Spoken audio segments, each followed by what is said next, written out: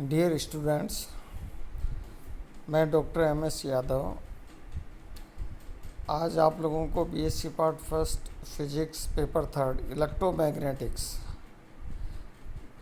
की fifth unit का topic transient behaviour of A RC circuit पर अपना व्याख्यान दूंगा। आज के अपने व्याख्यान में मैं निम्न बिंदुओं को टच करने वाला हूँ। ट्रांजिएंट रेस्पॉन्स क्या होता है, चार्जिंग ऑफ कंडेंसर का आवेशन किस तरह से होता है, और टाइम कांस्टेंट, कालांक, समय नीतांक ये क्या होता है, और डिके ऑफ करंट अर्थात चार्जिंग के बाद में करंट का डिके किस तरह से होता है, वो आज के इस व्याख्यान के अंदर मैं इन सब बिंदुओं को लेने वाला हूँ। तो सबसे पहले मैं ट्रांजिएंट रेस्पॉन्स क्या होता है इसको मैं लेकर के अपना बात शुरू करता हूँ। हम जानते हैं कि जब आरसी या एलआर या एलसीआर परिपथ को विद्युत स्रोत के साथ ऑन या ऑफ किया जाता है तो धारा एकदम शून्य से अधिकतम या इसके विपरीत अधिकतम से शून्य नहीं होती, बल्कि उत्पन्न विरोधी विद्युत वाहक बल के कारण ऐसा होने में कुछ समय अवश्य लगता है। अतः वे विद्युत धाराएं जो किसी आरसी या आरएल परिपथ में धारा वृद्धि एवं धारा क्षय के समय निश्चित अल्प समय के लिए परिवर्तित होती हैं, क्षणिक धाराएं कहलाती हैं या जिनको ट्रांजिएंट करंट कहते हैं। और इस तरह का जो बिहेवियर होता है उसको ट्रांजिएंट रेस्पॉन्स के नाम से जानते हैं। अब मैं नेक्स्ट टॉपिक लेता हूँ, चार्जिंग ऑफ ए कंडेंसर। एक संधारित्र का आवेशन किस तरह से होता है, तो उसके लिए आर और सी परिपथ के साथ में एक मोर्स कुंजी को जोड़ते हुए और एक विद्युत वाहक बल के स्रोत से उनको जोड़ दिया जाता है। अर्थात जब प्रतिरोध आर, संधारित्र सी तथा मोर्स कुंजी के को विद्युत वाहक बल की बैटरी के साथ श्रेणी क्रम में जोड़कर मोर्स कुंजी को दबाते हैं तो परिपथ में धारा प्रवाहित होती है, जो परिपथ में से होकर संधारित्र का आवेशन करती है। माना आवेशन प्रक्रिया के किसी समय टी पर प्रतिरोध आर से धारा आई प्रवाहित होती है। यहाँ ये प्रतिरोध दिखाया गया है, आर से धारा आई प्रवाहित होती है एवं ये धारा आई संधारित्र सी में आवेश क्यू संचित करती है। यहाँ ये क्या है, संधारित्र है। इसलिए संधारित्र के आवेशन से किसी क्षण संधारित्र पर उत्पन्न विभवांतर VC इक्वल टू Q/C तथा प्रतिरोध R में I धारा के कारण उत्पन्न विभवांतर VR इक्वल टू R/I होगा। अतः RC परिपथ में विद्युत वाहक बल का समीकरण E equal to VC plus VR, या इसको इस तरह से लिख सकते हैं, अर्थात C के सिरों पर विभवांतर और R के सिरों पर विभवांतर। C के सिरों पर विभवांतर कितना होगा, Q/C जैसे पहले देख चुके हैं, और R के सिरों पर विभवांतर कितना होगा, R/I।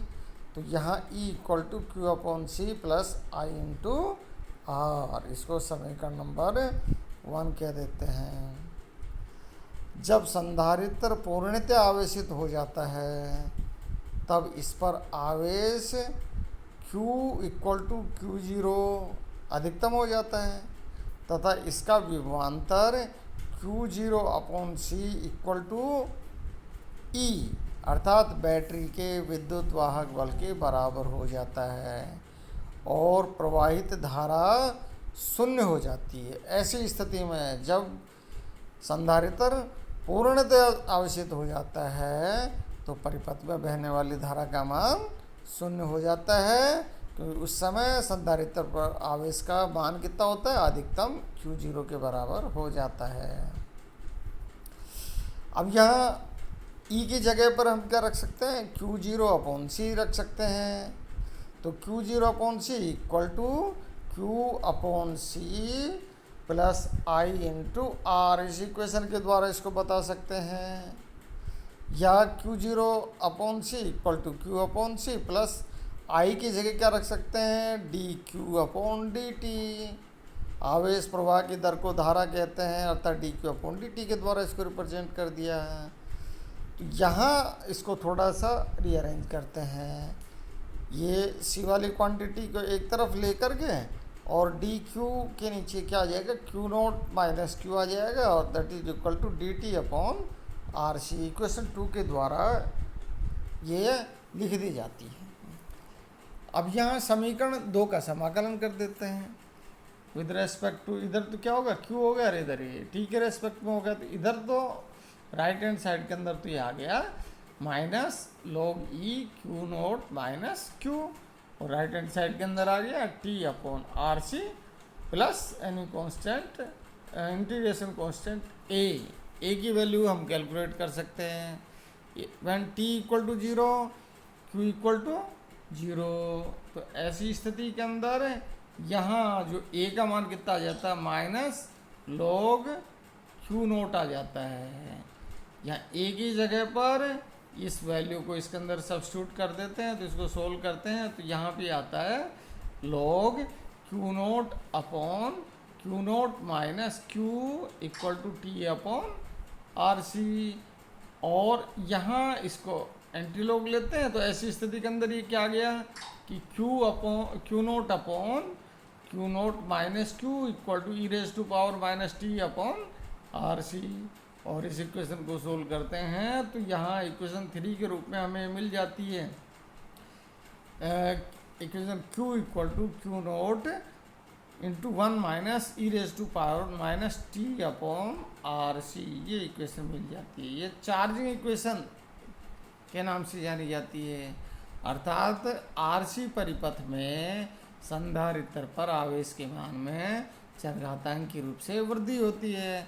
अर्थात जब t का मान 0 होता है तो यहाँ e⁻0 हो जाएगा, और e⁻0 1 माइनस 1 0 हो जाएगा, अर्थात q का मान कितना हो जाएगा, 0। अर्थात 0 से शुरू होगा, और जैसे t का मान बढ़ता जाता है तो ऐसी स्थिति के अंदर इस q का मान भी बढ़ता हुआ चला जाता है। अब टाइम कांस्टेंट को डिफाइन कर देते हैं। तो टाइम कांस्टेंट या समय नियतांक या कालांक क्या होता है, जैसा हमने इक्वेशन 3 के अंदर यहाँ जो t का मान यदि t equal to tau C equal to RC के द्वारा रिप्रेजेंट करें यदि हो, तो ऐसी स्थिति के अंदर क्या होगा, equation Q equal to Q0 into 1 minus e⁻⁻1, क्योंकि t का मान कितना रख दिया, RC, तो RC/RC क्या हो गया, -1।